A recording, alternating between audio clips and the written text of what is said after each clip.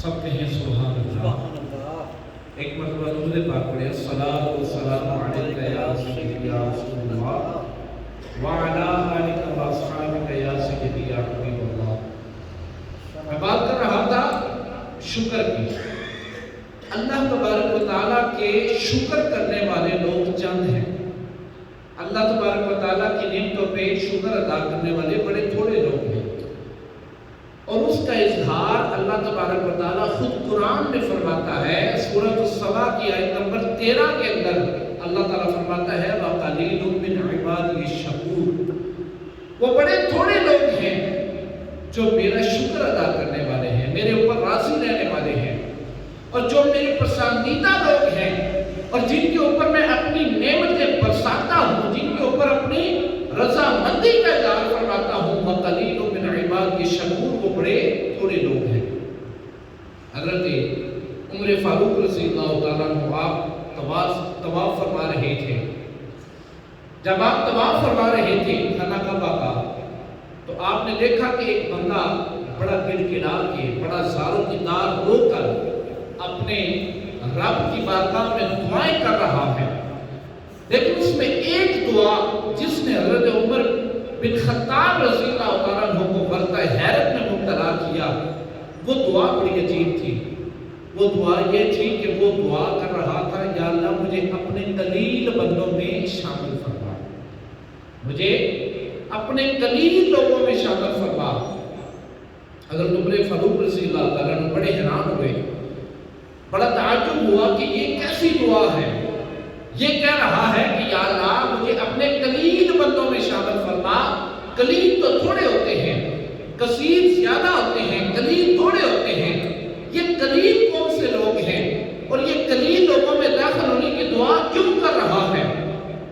حضرت عمر فاروق رضی اللہ تعالیٰ عنہ آپ انتظار کرنے لگے۔ جب اس کی دعا مکمل ہوئی نا، اور جب اس نے اپنا سار اٹھایا اور واپس جانے کا ارادہ کیا، تو حضرت عمر فاروق رضی اللہ تعالیٰ عنہ آپ نے اسے روک لیا اور پوچھا کہ اے اللہ کے بندے، میں نے تیری دعا سنی ہے، میں نے تیری ندا سنی ہے، میں نے تیری التجا سنی ہے، میں نے تیری اللہ تبارک و تعالیٰ کی بارگاہ میں استغاثہ سنا ہے، تو ساری دعائیں کر رہا تھا، لیکن ایک دعا تیری مجھے بڑی عجیب لگی ہے۔ تو کہہ رہا تھا یا اللہ مجھے اپنے قلیل یعنی تھوڑے لوگوں میں شامل فرما۔ معاملہ کیا ہے؟ وہ تھوڑے لوگ کون سے ہیں، اور تو تھوڑے لوگوں میں چند لوگوں میں کیوں شامل ہونا چاہتا ہے؟ تو وہ بندہ مسکرایا، اس نے کہا حضور میں نے قرآن پڑھا تھا، اور میں نے کسی سے قرآن کا ترجمہ اور مفہوم پڑھا تھا۔ اللہ تبارک و تعالیٰ نے اپنی کتاب کے اندر ایک مقام پہ ارشاد فرمایا وَقَلِيلٌ مِّنْ عِبَادِيَ الشَّكُورُ، وہ بڑے تھوڑے لوگ ہیں جو میرا شکر ادا کرنے والے ہیں، اور میں ان کے اوپر راضی ہوں۔ جب اس نے یہ کہا تھا کہ اللہ تعالیٰ خود فرماتا ہے، قرآن کے اندر فرماتا ہے وَقَلِيلٌ مِّنْ عِبَادِيَ الشَّكُورُ، کہ وہ بڑے تھوڑے لوگ ہیں جو میرا شکر ادا کرنے والے ہیں،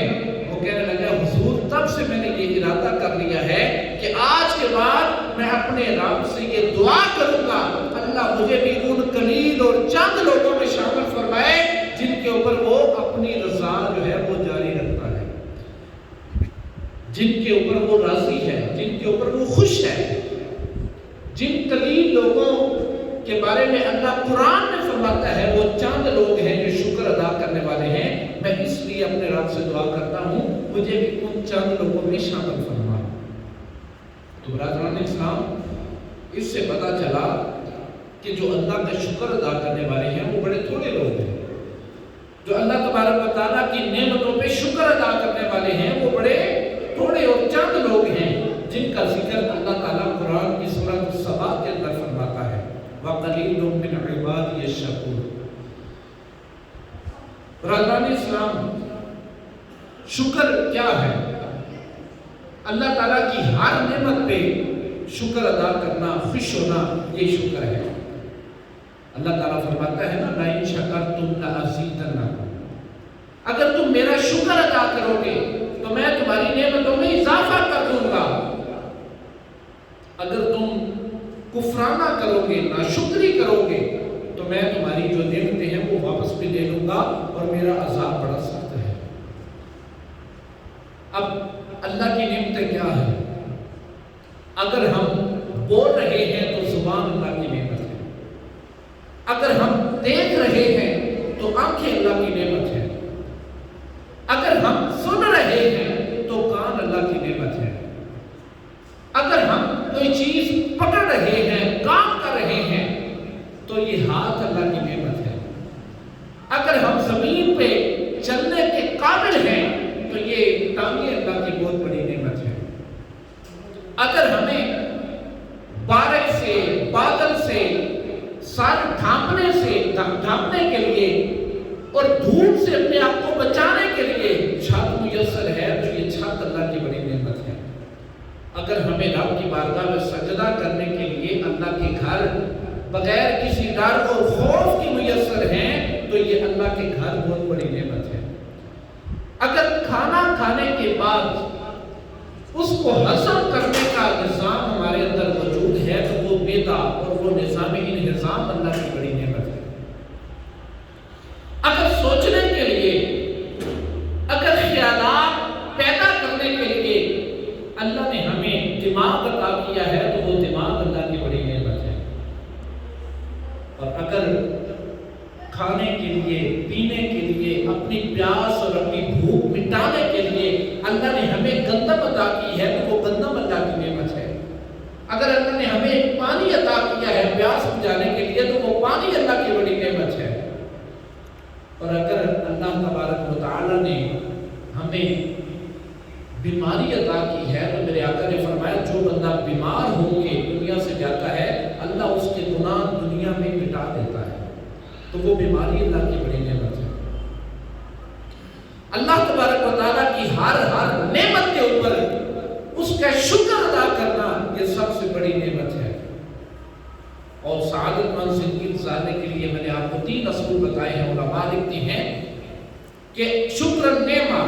نعمتوں پہ شکر ادا کرنا، والصبر علی البلاء مصیبتوں پہ صبر کرنا، مصیبتوں پہ آزمائش سے اللہ تبارک و تعالیٰ کی بارگاہ میں صبر بجا لانا، والصبر علی البلاء مصیبتوں پہ صبر کرنا، یہ بھی سعادت مند زندگی گزارنے کا نسخہ ہے، اور فرمایا والتوبۃ من الذنب گناہوں سے توبہ کرنا، یہ بھی جو ہے وہ شکر ادا کرنے اور سعادت مند زندگی گزارنے کا نسخہ ہے۔ اس لیے برادران اسلام اللہ تبارک و تعالی ہمیں شکر کا حکم دیتا ہے تو پھر شکر کریں گے تو اللہ ہماری نعمتوں میں اضافہ فرما دے گا۔ اب